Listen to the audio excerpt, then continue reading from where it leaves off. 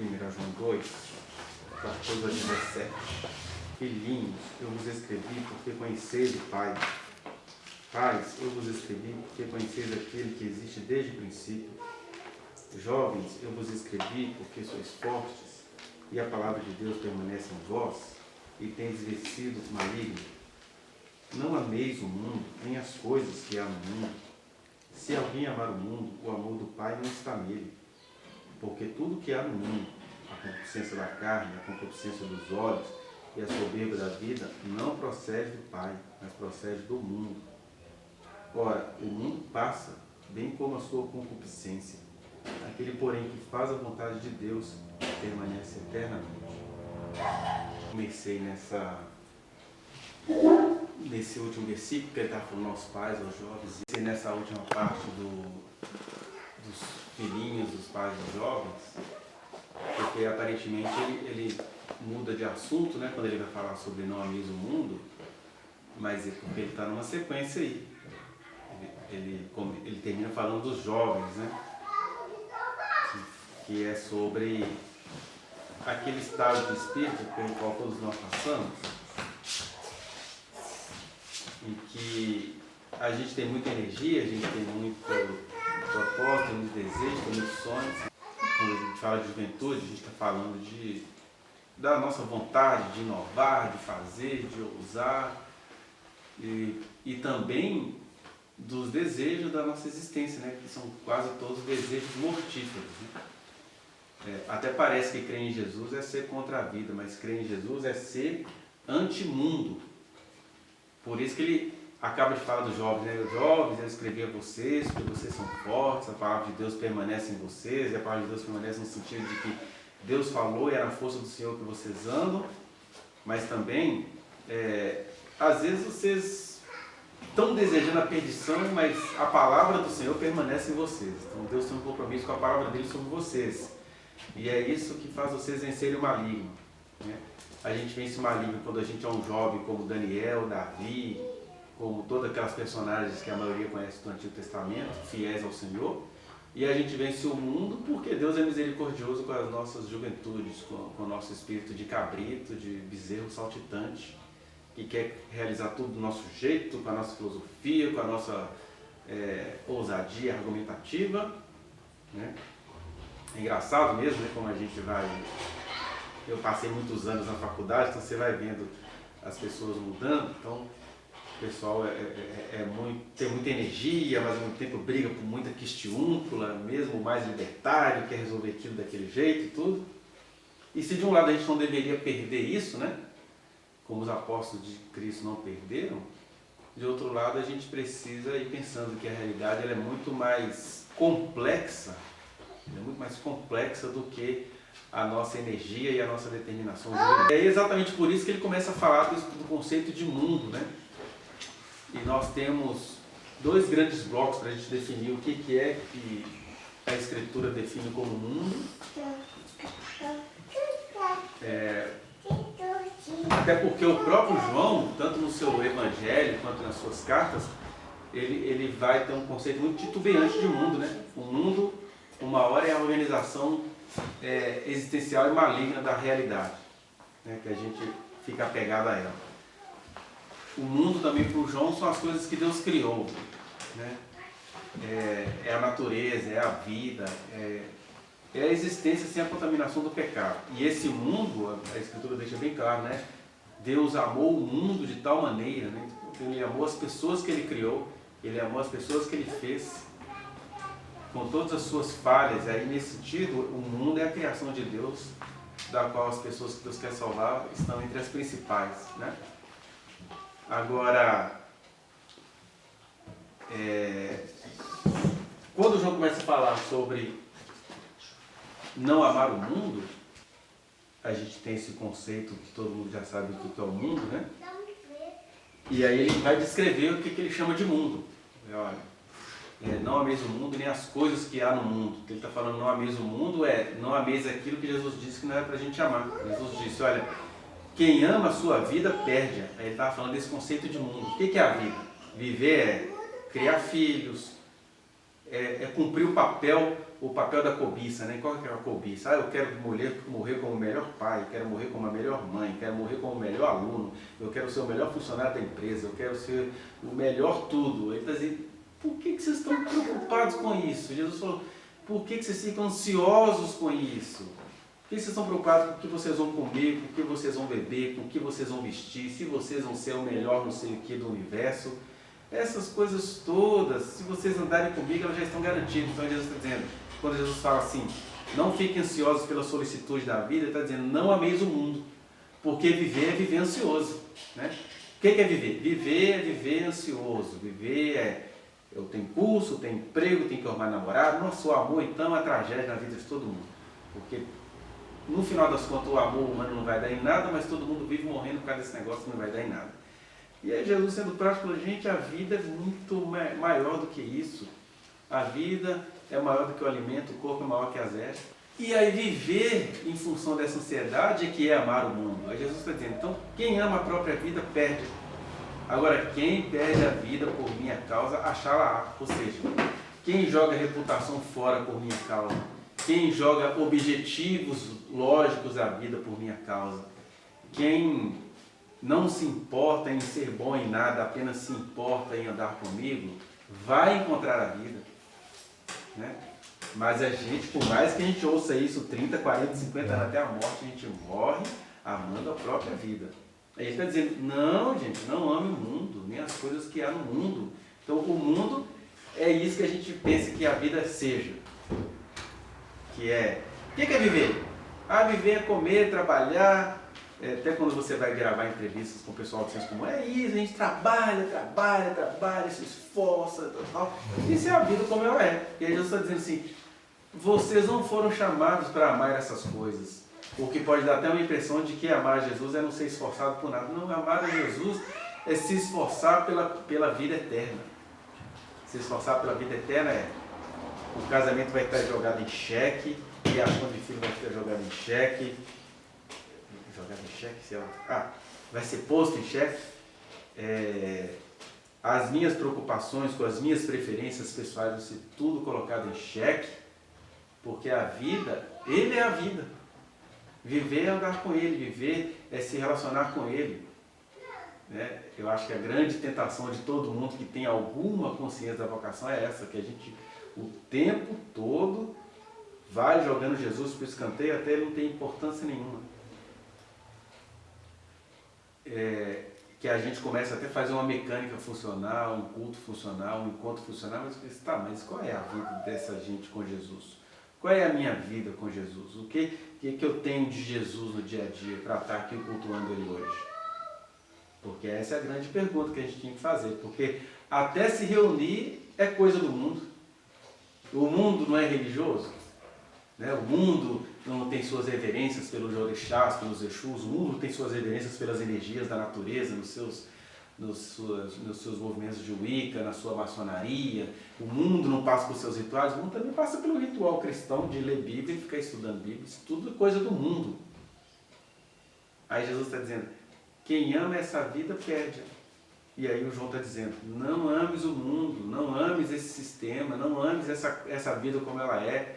Vocês nasceram para ter essa santa loucura. Vocês nasceram para ter essa santa esquisitice de amar a Deus sobre todas as coisas, ainda que isso pareça loucura por excelência, ainda que isso pareça alucinação, ainda que alguém chegue para você e fale assim, esse cara acha que Deus tem uma exclusividade com ele. Cada um dos que eu amei foi chamado para ter essa sensação de exclusividade, porque eu falo com cada um. Porque se uma empresa de celular, uma torre de celular consegue se relacionar com cada aparelhinho, porque eu que sou o criador de todas as coisas, não sei me relacionar com os bilhões de seres que criei.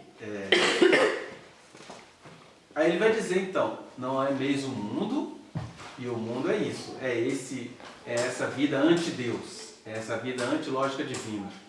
E nem as coisas que há no mundo. Então, se a gente não consegue detectar o que é mundo na nossa vida, ele nos deixa 3 sinalizações. Que ele vai dizer, se alguém ama o mundo, né, o amor do Pai não está nele.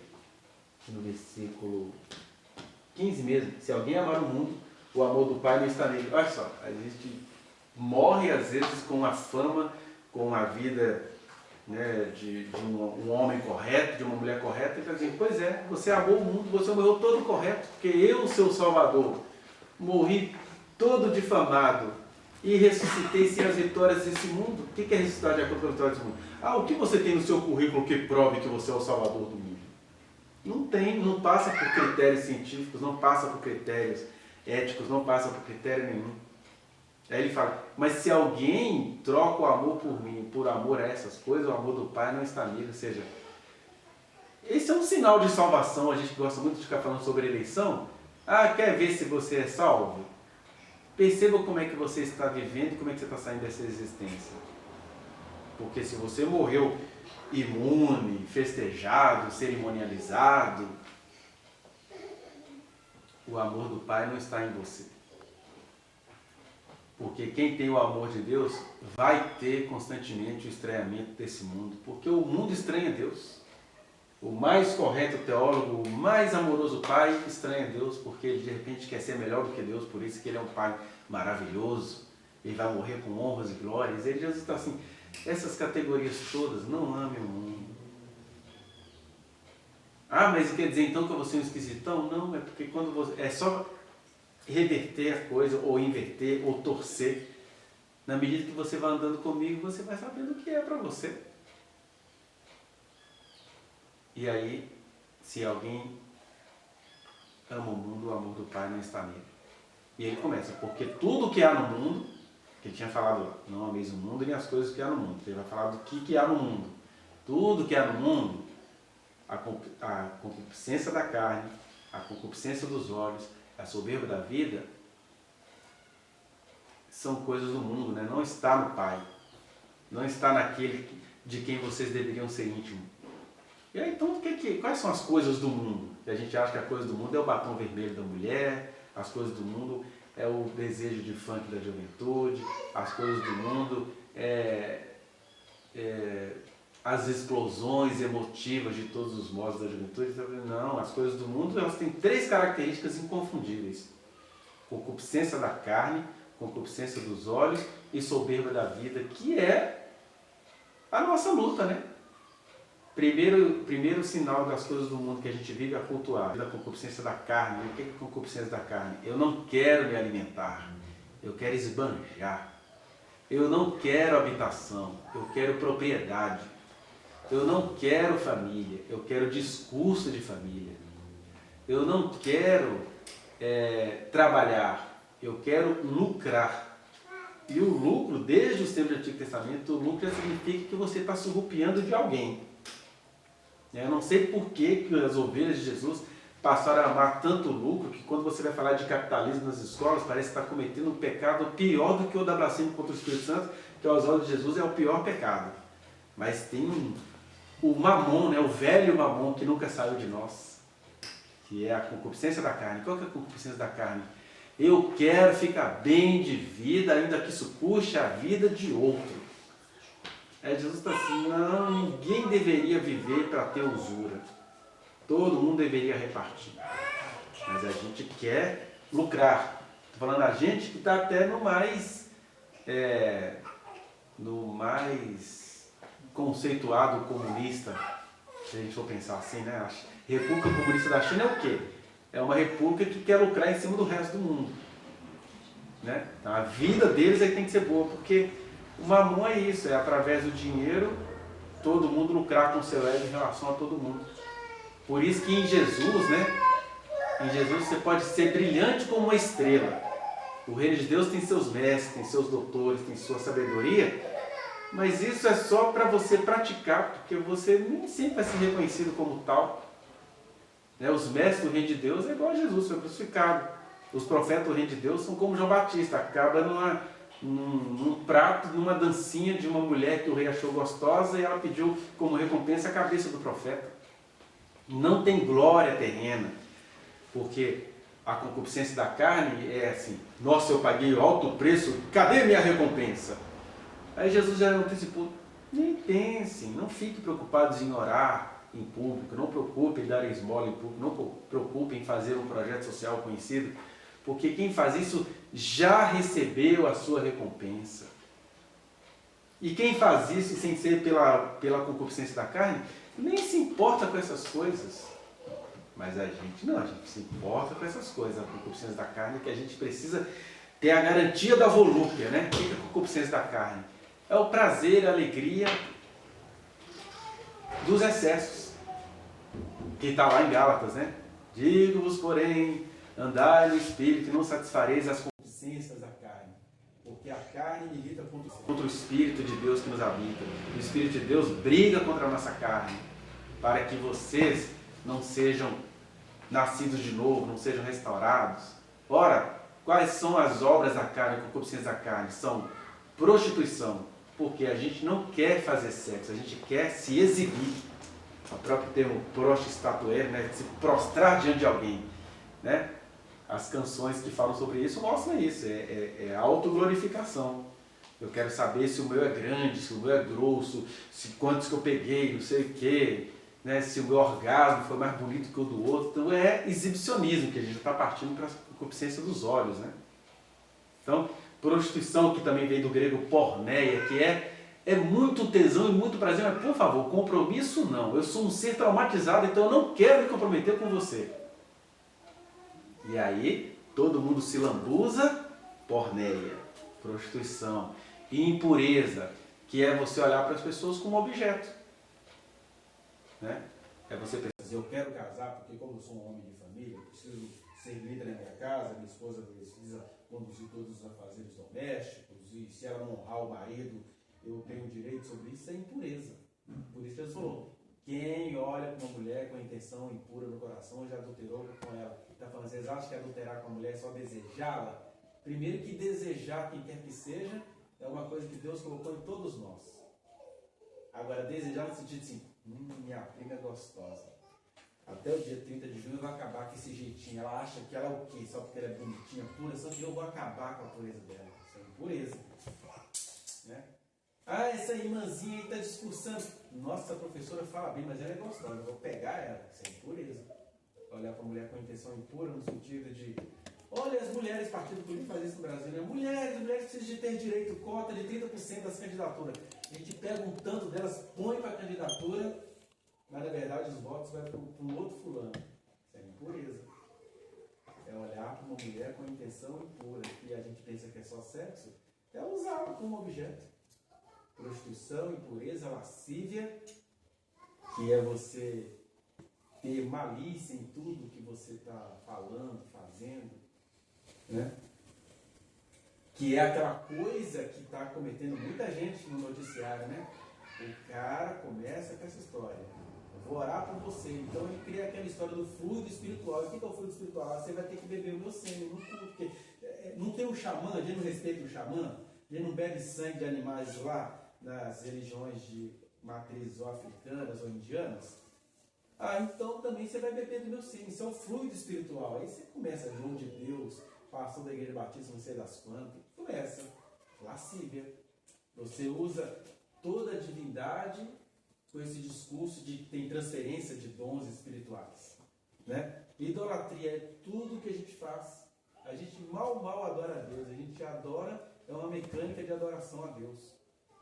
A gente adora, é uma mania de cultuar. A gente não jejua porque a gente quer estar perto, a gente jejua porque a gente precisa derrotar o diabo. Isso é idolatria. A gente não crê na palavra de Deus, a gente crê na Bíblia. Isso é idolatria. Feitiçaria. O grande sonho da humanidade é viver ébrio. Né? E aqui é a música que eu até gosto dela, porque faz parte da minha formação humana. Fim de semana livre, sair daqui, sair de mim. Né? O que é isso? A gente quer sair de nós. Jesus está assim, pois eu chamei vocês para estarem em vocês, porque estando em mim, vocês estarão em vocês. Mas a gente quer beber, a gente quer picar, a gente quer ficar doido, porque a gente quer ofender, e depois a culpa foi porque estava todo mundo doido. Isso é feitiçaria. E aí a feitiçaria vem de dois termos, né? A farmaqueia, que são as misturas alcoólicas, misturas de todas as substâncias. E também são as mageias, as magias, né? A visão, olha o anjo do teu lado, aí eu faço um ilusionismo vocal, aí você acha que tem um anjo do seu lado, feitiçaria. Né? E aí continua, o que é a vida que a gente gosta? Inimizades. Isso acontece em casa, né? A gente não ensina isso para as crianças, mas você já tem 2 filhos em casa, um já vai promover alguma coisa porque já se considera o mais amado ou menos amado, alguma coisa não pode ficar bom, e a sociedade é assim, que é um grande ciclo de inimizades do que o território científico, por exemplo. Todo dia se produz porque inimizades, porfias ou pelejas, disputas ou dissensões e facções. Olha, o que é facção? E Jesus chamou a gente para diversidade. O que é diversidade? Gente, eu sou o único pastor e aqui tem muita gente que vai ter aqui uns rebanhos diante de mim. Isso é diversidade. Agora, o que é facção? Eu vou criar um grupinho para mim porque eu tenho uma coisa melhor do que a do fulano. E aí vai. Né? Por isso... Ele quer te mostrar a Bíblia dele, deve ser. Tá brinca. Ela vai entregar para mim.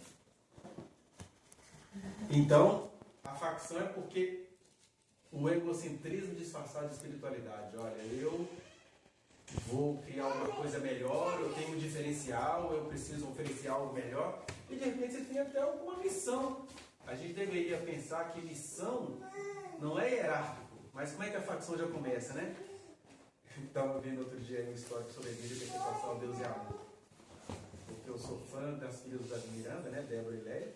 Fã no sentido de que elas fizeram parte da minha infância, adolescência, e a voz delas é linda. Mas aí elas vêm facção, porque o filho da Débora, que é o herdeiro do Davi Miranda, ou seja, o neto dele,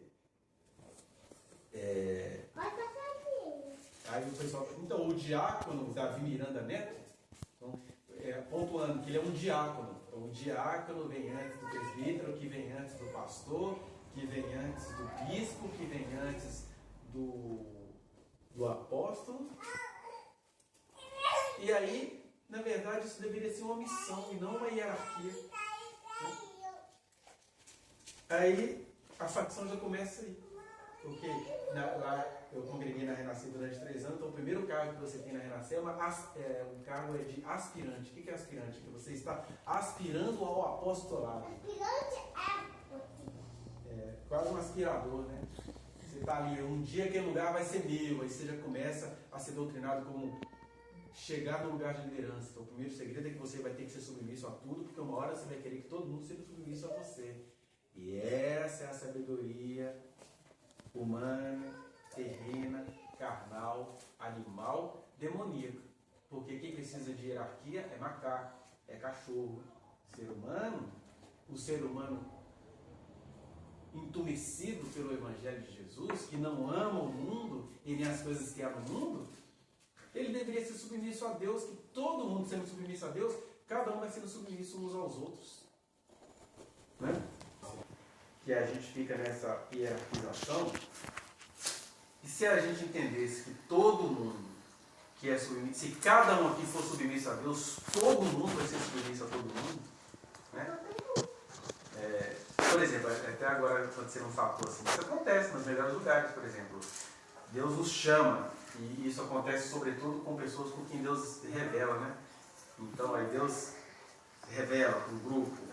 E é engraçado que os membros desse grupo ao qual Deus se revela, eles ficam cansados uns dos outros, eles têm antipatia uns dos outros, eles têm impaciência uns dos outros. Eles ficam, Jesus, onde está a revelação do Senhor? Eu fico pensando, como é que será que era Moisés e Arão? Será que Arão achava Moisés não ser tão insuportável? Que Deus chamou o Arão para ser o porta-voz do Moisés? Será que se aguentava? Meu Deus! Eu acho que o Arão não tinha paciência com Moisés, porque enquanto o irmão dele está lá falando com Deus, ele constrói um bezerro de ouro, eu acho que ele não tinha paciência com aquele irmão dele. Mas aí Jesus está dizendo, todo mundo que se submete a Deus começa a amar um ao outro, começa a ver aquele que Deus separou para estar com você, como uma pessoa preciosa, que foi Deus quem te deu. Fui pensando em Abraão e Sara, acho que eles também não se suportavam. Né? Deus tinha uma promessa a cumprir entre os dois ali. Você vê que, psicologicamente falando, né? O Abraão É engraçado, vocês viram como é que Abraão teve filhos? Então, assim, tinha alguma coisa errada com aquele casal ali, porque eles não se pegavam. É engraçado que quando a Sara, que não a suportava, que, ai, cara, lerdo, tudo bem que Deus me deu, ô bicho lerdo.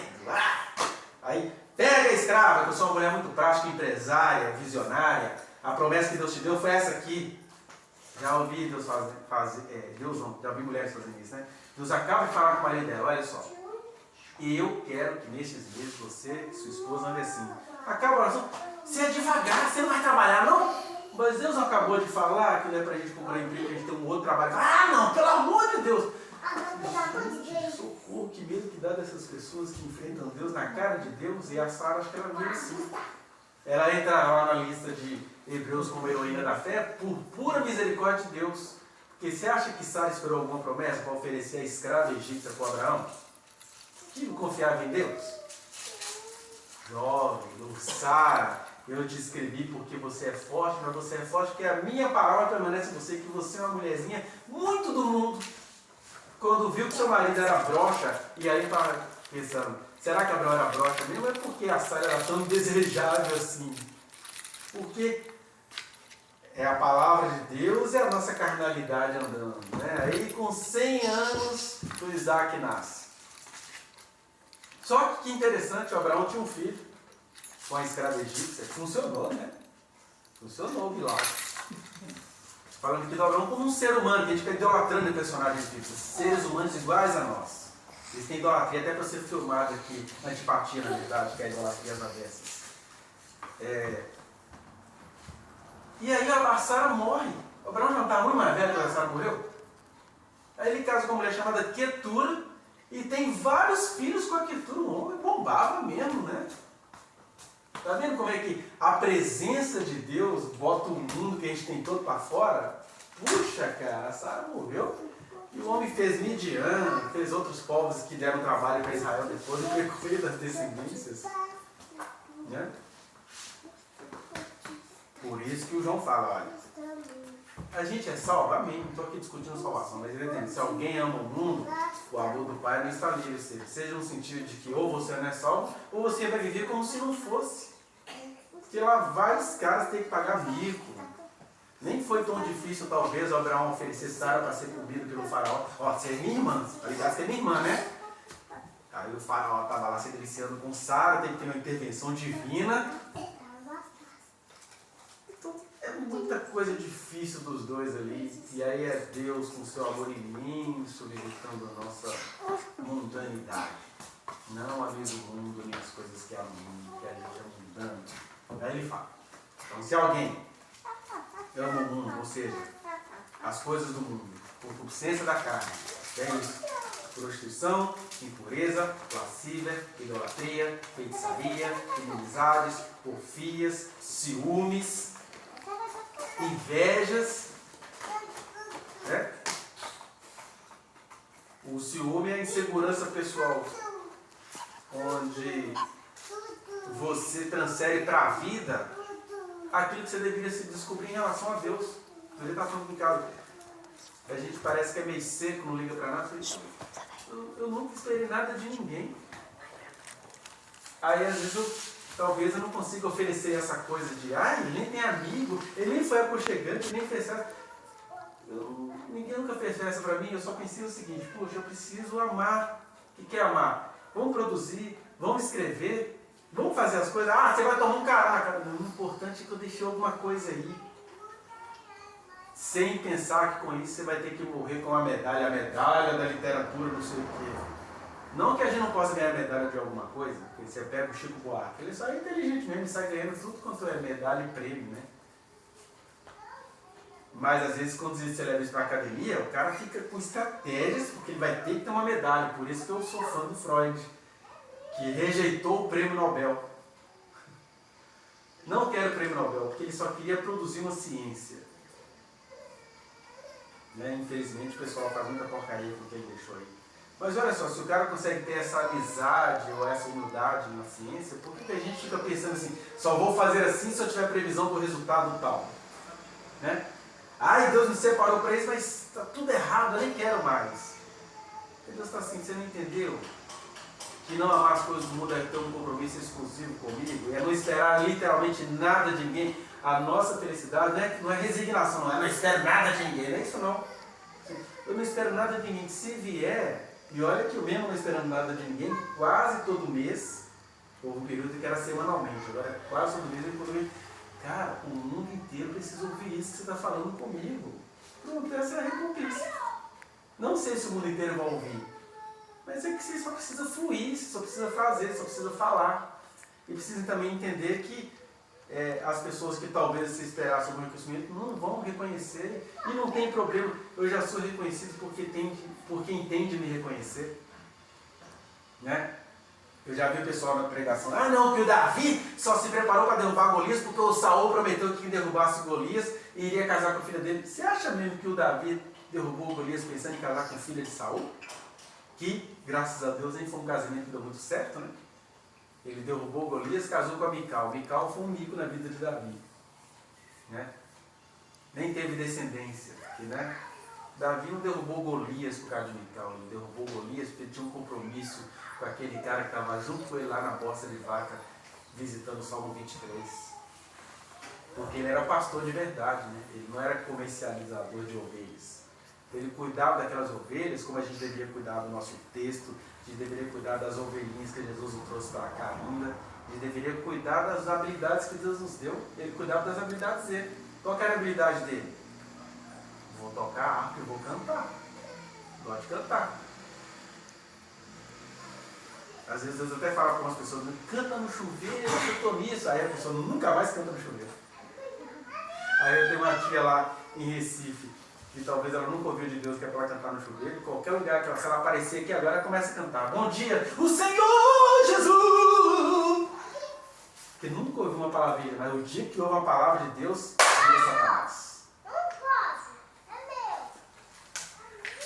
Somos nós com as nossas vidas. Não ameis o mundo. Quais são as coisas do mundo? A concupiscência da carne. Você querer lucrar, querer ser reconhecido, querer ser visto. Concupiscência da carne. Concupiscência dos olhos. Todos nós aqui somos levados pela imagem, né? A gente ama a imagem. Toda a nossa existência começa com a imagem, né? Tem lá o estágio do espelho, uma projeção. E quando a gente fala de imagem, é aquilo que a gente vê, é aquilo que a gente ouve, é aquilo que a gente sente. É o senso comum. O que é o senso comum? É as nossas sensações táteis. Não, mas foi assim desde que eu me entendo como gente. Pois é coisa do mundo. E quem nasceu em Cristo Jesus não vai andar mais pela imagem. Você precisa dela para existir. Né? Quando eu estava na festa de casamento, nossa, isso é tão bonito, é gostoso. Mas eu não consigo gostar de festa de casamento, nem de festa de nada. Até estava lembrando na festa de casamento que a gente precisa apresentar as crianças que nasceram aqui. Né? Mas sem essa coisa, vou trazer o universo inteiro, porque vai ter um grande conglomerado, o Espírito Santo vai baixar, meu filho vai virar um profeta Eliseu. Não, cerimônia é igual aquela de Jesus, aquela coisa mais babaca. Estou conversando com vocês aqui. Olha, vamos partir o povo. Né? Porque a gente idolatriza a Santa Ceia, idolatriza a consagração de obreiros, idolatriza a consagração de crianças, idolatriza. Tem que ter um Jesus dourado aqui atrás de mim.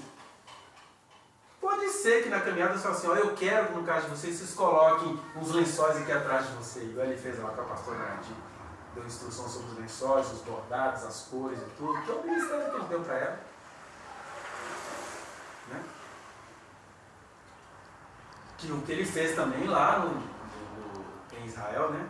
No deserto, escolheu até o nome das pedras, o jaspe, não sei o que lá, o ônix, o bidélio. Mas aquilo era tudo simbologia.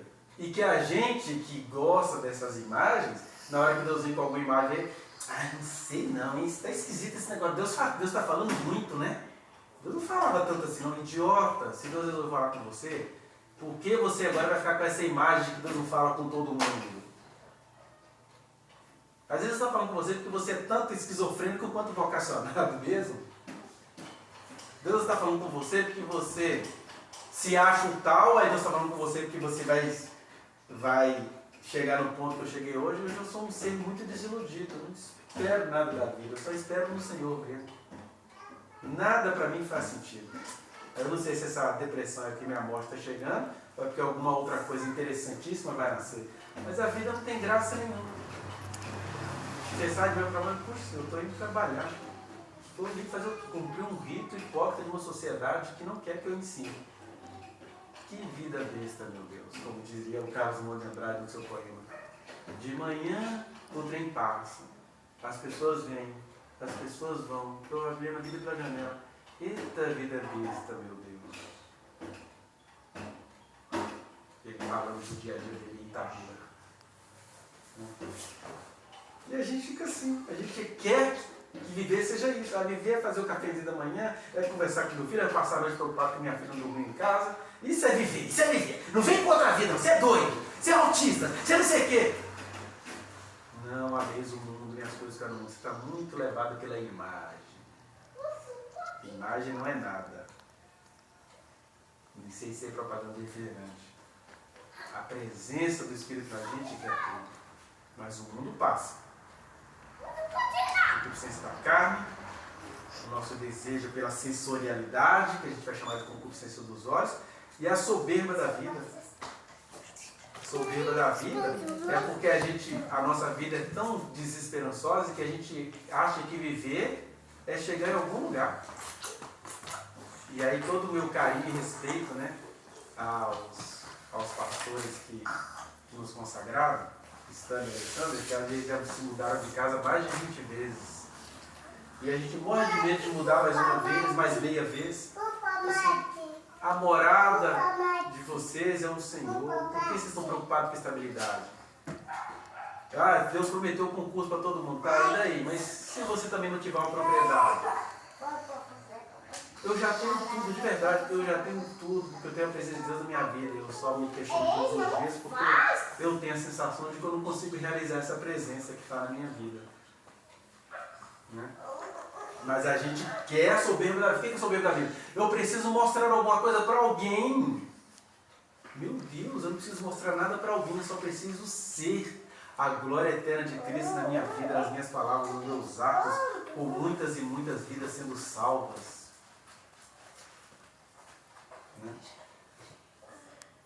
Então, o mundo passa, bem como a sua concupiscência. Aqui, ó. O mundo passa, bem como a sua concupiscência, né? Que é as nossas previsibilidades, os nossos desejos carnais, que não é de beber cerveja, de ficar bêbado. Os nossos desejos carnais, que não é de fazer amor, é de abusar dos outros naquilo que a gente chama de amor. Os nossos desejos carnais, que não é viver, é arrancar dos outros. Porém, aquele que faz a vontade de Deus permanece eternamente, mesmo que a gente vai morrer um dia. Ele falou, quem crê em mim já passou da morte para a vida. Esquecendo disso, né? Porque o João está aqui apontando para Jesus.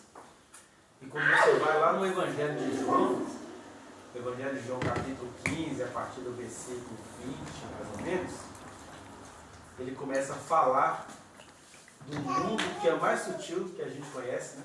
Talvez é porque nós aqui, como grupo, não precisamos mais dessa palavra, mas é muito importante a gente deixar isso de forma memorial.